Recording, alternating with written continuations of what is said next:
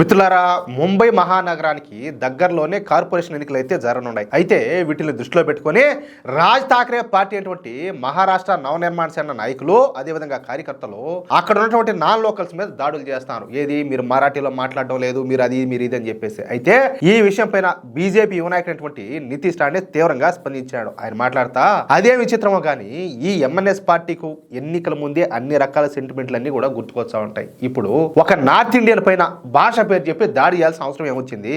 అతనికి మరాఠీ రాదని చెప్పేసి అతని మీద దాడి చేశారు, బానే ఉండాలి. మరి ముస్లింలంతా కూడా వాళ్ళు మరాఠీ మాట్లాడరే? వాళ్ళు ఇక్కడే పుట్టింటారు, ఇక్కడే పెరుగుంటారు, ఇక్కడే చదువుకుని ఉంటారు. మరి వాళ్ళు మరాఠీలో మాట్లాడలేదు అని చెప్పేసి వాళ్ళ మీద మీరు దాడి చేయండి. వాళ్ళ మీద ఎందుకు చేయరు?